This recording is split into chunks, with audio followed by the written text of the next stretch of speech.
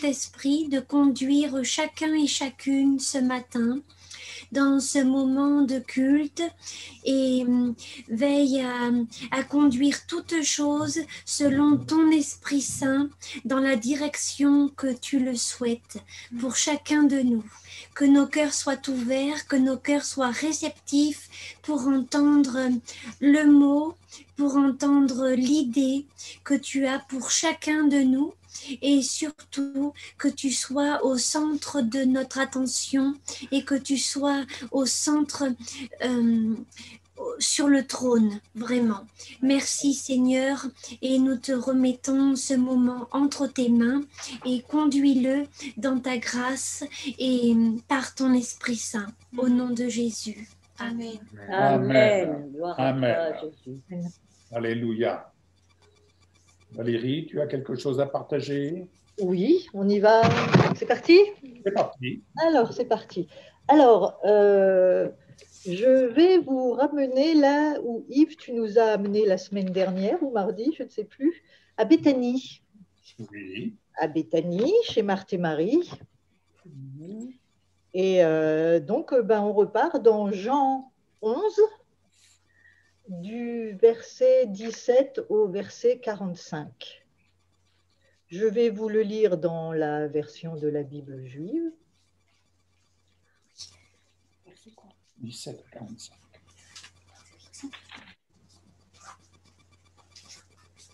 Jean 11, donc, pourquoi 17 1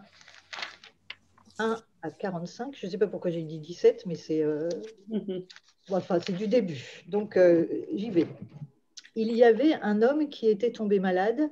Il se nommait Éléazar, c'est Lazare en hébreu. Il était originaire de Bethania, le village où vivait Myriam, c'est-à-dire Marie, et sa sœur Martha. Myriam, dont le frère Éléazar était malade, est celle qui répandit du parfum sur le Seigneur et qui lui essuya les pieds avec ses cheveux. Les sœurs envoyèrent donc dire à Yeshua, « Seigneur, celui que tu aimes est malade. » Lorsqu'il apprit cette nouvelle, il dit, « Cette maladie ne mènera pas à la mort, non, c'est pour la gloire de Dieu, afin que le Fils de Dieu puisse être glorifié par elle. » Yeshua aimait Martha, sa sœur, et Éléazar. Après avoir appris que ce dernier était malade, il séjourna encore 2 jours à l'endroit où il se trouvait. Puis, après avoir dit cela, il dit aux Talmidim, c'est-à-dire les disciples, « Retournons en Yehuda. » Les Talmidim répondirent, « Rabbi, il y a peu de temps, les Judéens étaient prêts à te lapider et tu veux retourner là-bas ?» Yeshua répondit, « N'y a-t-il pas 12 heures dans le jour ? Si quelqu'un marche le jour, il ne trébuche pas, parce qu'il voit la lumière de ce monde, mais si quelqu'un marche pendant la nuit, il trébuche, car aucune lumière n'est avec lui. » Yeshua dit ces choses et après cela, il dit aux Talmidim, « Notre ami Éléazar s'est endormi, mais je pars afin de le réveiller. » Les Talmidim lui répondirent, « Seigneur, s'il est endormi, il ira mieux. » Et Yeshua avait utilisé cette expression pour parler de la mort d'Éléazar, mais eux pensaient qu'il parlait du repos du sommeil. Alors Yeshua leur parla plus clairement, « Éléazar est mort. Et pour vous, je me réjouis de ne pas avoir été là-bas, afin que vous puissiez me faire confiance.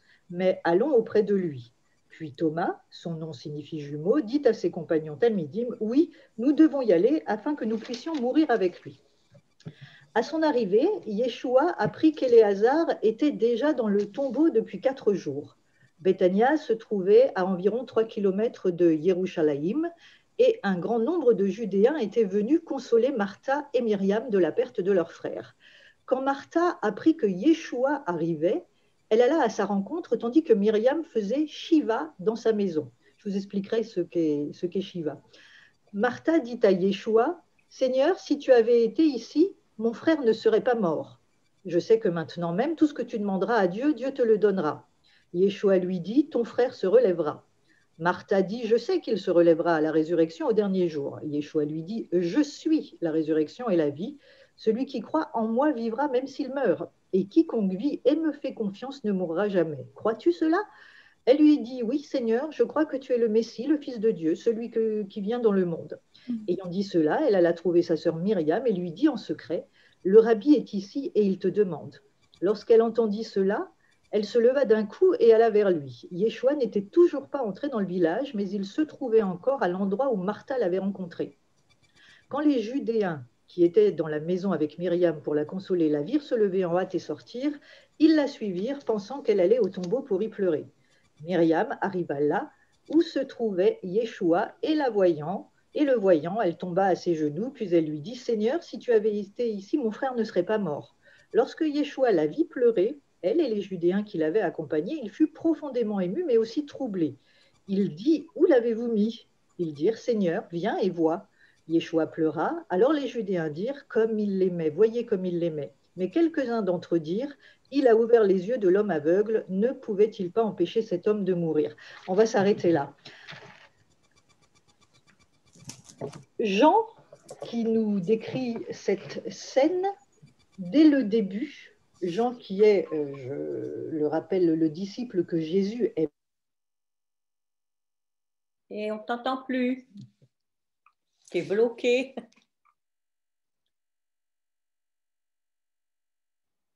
Alléluia. Qu'est-ce qui se passe?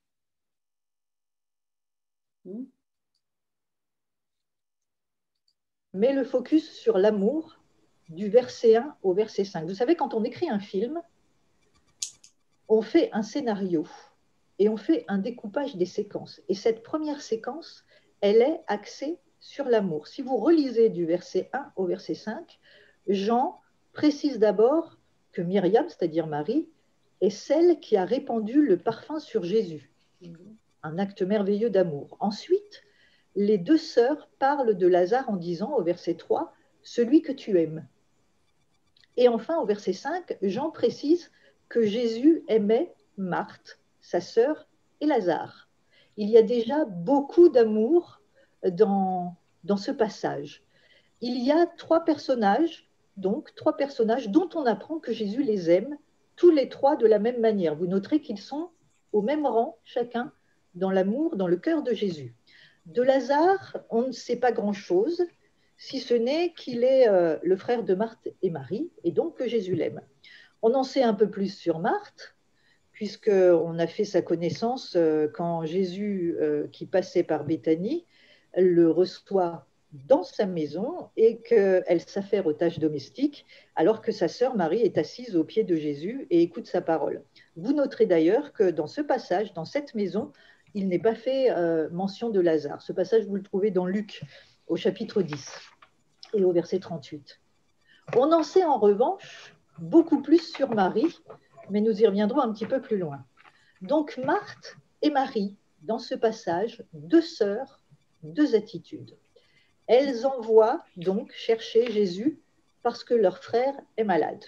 Chose surprenante, alors qu'on sait que Jésus aime Lazare, il ne se précipite pas à son chevet, mais reste encore 2 jours à l'endroit où il se trouve. Quand il arrive, Lazare est mort depuis 4 jours et on peut donc penser qu'il s'est écoulé au moins 6 jours depuis le moment où Marthe et Marie l'ont envoyé chercher. 6 jours, voire plus, extrêmement difficiles pour les deux sœurs. D'ailleurs, un grand nombre de Juifs sont venus de Jérusalem et sont venus pour les consoler. Alors au verset 20, quand Marthe apprend que Jésus arrive, elle va à sa rencontre, alors que Marie fait donc Shiva dans la maison. Dans la version seconde, c'est marqué que Marie se tenait assise. On n'en sait pas plus. Shiva, Marie fait Shiva. Shiva signifie littéralement 7. Après l'enterrement d'un père, d'une mère, d'un frère, d'une sœur, d'un fils, d'une fille, d'un époux et d'une épouse, celui ou celle qui porte le deuil parmi les Juifs reste à la maison pendant 7 jours. L'expression qui est utilisée pour cette coutume est faire Shiva ou s'asseoir Shiva. Donc Marthe part à la rencontre de Jésus, tandis que Marie reste, elle, à faire Shiva. Elle est assise dans la maison. Je vous le disais, 2 sœurs, 2 attitudes. Marthe va donc à la rencontre de Jésus et lui dit « Seigneur, si tu avais été là, mon frère ne serait pas mort. » Je ne sais pas si vous avez relevé et ressenti en lisant ce passage que Marthe, elle va avec un ton de reproche. Oui. Elle invective Jésus. Elle lui reproche de ne pas avoir été là, de ne pas être venu plus vite. En d'autres termes, elle lui dit « Mon frère est mort parce que tu n'es pas venu assez vite. » C'est cette même Marthe qui reprochait déjà à Jésus de laisser Marie écouter sa parole alors qu'elle s'affairait aux tâches ménagères. Marthe aime Jésus, mais elle est charnelle. Oui. Elle regarde les circonstances, elle s'impatiente et elle reproche. Mais Jésus l'aime telle qu'elle est et il va lui répondre avec douceur alors qu'elle commence à parlementer. Jésus lui dit, ton frère se relèvera. Oui, oui, je sais, Seigneur, mon frère se relèvera à la résurrection des morts. Mais Jésus continue avec douceur et amour. Et il lui explique au verset 25, il lui explique, je suis la résurrection et la vie, celui qui croit en moi vivra même s'il meurt. Et quiconque vit et me fait confiance ne mourra jamais. Crois-tu cela? On sent beaucoup de douceur, d'amour et de patience dans la voix de Jésus, alors que Marthe, elle est quand même en train de l'allumer, on peut dire. Hein. Elle n'est pas contente, elle est pleine de reproches. Mais Jésus l'aime telle qu'elle est, et il lui répond donc avec douceur. Alors, elle parlemente, Marie. Et ensuite, elle va chercher Marie pour lui dire que Jésus est là et qu'il la demande. Verset 28, ayant dit cela, elle alla trouver sa sœur Myriam et lui dit en secret, le rabbi est ici et il te demande. Lorsqu'elle entendit cela, elle se leva d'un coup et alla vers lui. Yeshua n'était toujours pas rentré dans le village, mais il se trouvait encore à l'endroit où Martha l'avait rencontré. Jésus se trouve toujours au même endroit où il a rencontré Marthe, c'est-à-dire que la même scène se passe au même endroit, mais l'intention, vous allez le voir, est complètement différente. Verset 32, Myriam arriva là où se trouvait Yeshua et le voyant, elle tomba à ses genoux et elle lui dit, Seigneur, si tu avais été ici, mon frère ne serait pas mort. Lorsque Yeshua la vit pleurer, elle et les Judéens qui l'avaient accompagnée, il fut profondément ému et aussi troublé. Marie tombe à ses genoux et elle pleure. Alors elle aussi, elle lui dit, Seigneur, si tu avais été là, mon frère ne serait pas mort. Mais dans le cœur de Marie et dans les paroles de Marie, il n'y a aucun reproche. Elle tombe à ses genoux. Ses larmes sont des larmes de reconnaissance et d'amour pour Jésus parce que Marie, elle sait que quelle que soit la situation, le Seigneur, son Seigneur est là. Elle tombe à ses genoux et elle pleure, alors que si vous imaginez la scène de Marie un petit peu précédemment, on l'imagine très bien, Marie dressée un petit peu comme un coq, face à Jésus et pleine de reproches, deux situations différentes, deux attitudes différentes. Et pourtant, Jésus les aime toutes les deux de la même manière. Marthe est charnelle, Marie est spirituelle. Il peut y avoir en nous une Marthe et une Marie, une manière d'appréhender les choses, de voir les choses d'en bas, c'est le cas de Marthe, ou de voir les choses d'en haut, c'est le cas de Marie. Marthe voit les choses à partir de la terre, Marie les voit à partir d'en haut, dans les lieux célestes, toujours positionnée au pied de Jésus. Et vous remarquerez dans tous les passages où il est question de Marie, elle est toujours positionnée au pied de Jésus. Yves, tu nous invitais mardi à aimer notre prochain, notre être intérieur, comme nous-mêmes, notre être charnel. Notez que Jésus là est d'une grande patience avec Marthe qui visiblement n'a pas compris ce que Jésus lui disait. Marthe, elle est toujours, elle, dans sa réflexion terrestre, donc elle ne comprend pas ce que Jésus lui dit. Au verset 38, Yeshua, à nouveau profondément ému, se rendit au tombeau. C'était une grotte et une pierre qui étaient placées devant l'entrée. Yeshua dit, enlevez la pierre. Marthe, la sœur du défunt, dit à Yeshua, son corps doit sentir, cela fait 4 jours qu'il est mort. Et revoilà donc Marthe, la terrestre. Seigneur, je te rappelle que ça fait 4 jours qu'il est mort, son corps doit sentir, mais pourquoi tu veux enlever cette pierre? Elle n'a pas compris que Jésus, bien qu'il lui ait expliqué un petit peu plus haut qu'il allait ressusciter Lazare, elle n'a pas compris parce qu'elle voit toujours avec ses yeux terrestres. Elle n'a pas compris que Jésus allait ressusciter son frère. Mais là encore, Jésus lui répond toujours avec douceur. Ne t'ai-je pas dit que si tu crois, si tu me fais confiance, tu verras la gloire de Dieu. Amen. Alors, il y a également dans cette histoire une situation qui me rappelle les 10 vierges. Oui. Comme Marthe et Marie, elles vont toutes les deux à la rencontre de Jésus, qui les attend au même endroit. Comme les 10 vierges qui vont à la rencontre de Jésus. L'une est charnelle et pourtant pleine d'amour, mais c'est un amour terrestre. L'autre est remplie d'amour, on pourrait dire d'huile. Elles sont toutes les deux aimées puisqu'elles vont à la rencontre de l'époux, comme les 10 vierges sont aimées, mais les premières n'ont pas assez d'huile. Elles ont un peu d'huile quand même, mais elles n'ont pas assez d'huile. Deux dimensions d'amour. L'amour sentiment, celui de Marthe, et l'amour divin qui est celui de Marie. Et par la suite, on n'entend plus parler ni de Marthe ni de Lazare, si ce n'est au chapitre 12, quand ils sont au repas chez Simon le pharisien. On sait que Marthe sert aux tables, on sait que Lazare est présent et qu'il mange, et on sait que Marie répand l'huile et oint Jésus. Mais on sait plus tard que Marie est en fait Marie de Magdala. Marie est Marie de Magdala. Si vous relisez les textes, parce que de Magdala, c'est un village qui s'appelle maintenant Migdal, qui est situé au bord du lac de Tibériade et qui signifie tour élevé. Et on sait que Marie de Magdala n'est pas Marie-Magdeleine, mais c'est cette même Marie, parce que si vous lisez le passage où Jean nous explique au début que Marie est cette même Marie qui a oint Jésus. Si vous lisez dans Luc au chapitre 7, je vous invite à venir avec moi au Luc au chapitre 7, au verset 36, Luc nous offre un angle tout à fait différent, puisque je vais vous le lire, et c'est pourtant la même scène vue et expliquée surtout par Luc qui va nous donner un angle différent.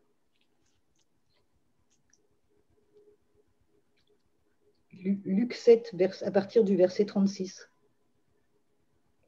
Un pharisien pria Jésus de manger avec lui. Jésus entra dans la maison du pharisien et se mit à table. Et voici, une femme pécheresse qui se trouvait dans la ville, ayant su qu'il était à table dans la maison du pharisien, apporta un vase d'albâtre plein de parfums et se tint derrière aux pieds de Jésus. Elle pleurait, bientôt elle mouilla de ses larmes, puis les essuya avec ses cheveux, les baisa et les oignit de parfum. Le pharisien qui l'avait invité, voyant cela, dit en lui-même, si cet homme était prophète, il connaîtrait qui et de quelle espèce est la femme qui le touche, et il connaîtrait que c'est une pécheresse. Il est question de la même Marie, c'est la même scène vue sous un autre angle. Et là, vous constaterez que l'esprit religieux, les religieux, vous verront et nous verrons toujours au travers de nos péchés. Mhm. Alors que Jésus la voit, elle est pardonnée, elle est Marie, celle qu'il aime. Le pharisien, lui, il n'a pas perçu que cette femme avait été pardonnée et lavée de ses péchés. Lui, il dit, si cet homme était un prophète, il connaîtrait qui et de quelle espèce est cette femme qui le touche. Or, cette femme qui le touche, c'est bien Marie, c'est la même Marie de Béthanie qui est là, Marie, et il est question plus loin au chapitre 8 de Marie de Magdala, dite de Magdala, c'est-à-dire qui vient de Magdala, pas Marie-Madeleine, ça n'a rien à voir, elle vient de Magdala, c'est cette même femme qui oint les pieds de Jésus, c'est cette même femme qui, et on comprend pourquoi, elle se jette toujours aux pieds de Jésus, elle est pleine de reconnaissance parce qu'il l'a arrachée des ténèbres, arrachée. Et elle est pleine de reconnaissance. Et on voit plus tard que Marie de Béthanie, donc, mais qui est Marie de Magdala. Enfin, c'est moi ce que je pense. Peut-être n'êtes-vous pas d'accord, mais moi, il me semble qu'en tout cas, je suis convaincue pour ma part, peut-être que je me trompe, que c'est la même personne, Marie de Béthanie, qui est Marie de Magdala, alors que les autres, Marthe et Lazare, on n'en entend plus parler après. Marie de Magdala, quel destin! Elle suit Jésus, elle est la première au tombeau. Oui. Ouais. Cette femme remplie d'amour, remplie d'huile, elle a expérimenté l'amour, vraiment l'amour divin de Jésus, et elle le suit. Je pense que Marthe, on ne la voit plus parce qu'elle n'a pas dû continuer à suivre. Elle a continué certainement à faire ses tâches ménagères, à s'affairer, à rester dans le terrestre. Lazare, on ne sait pas. Mais Marie, elle a suivi Jésus. Elle est devenue un vrai disciple de Jésus. Elle l'a suivi jusqu'au tombeau. Oui. Et ce que je voudrais mettre l'accent aussi, c'est sur ce pharisien, ce religieux et ces religieux qui verront toujours en nous verrons au travers de ce que nous étions avant, nos péchés, et qui ne n'hésiteront pas à pointer. Ah bah oui, mais lui, c'est un ancien drogué. Oh bah, ça, c'est une ancienne prostituée. Alors évidemment, elle ne peut faire que ça.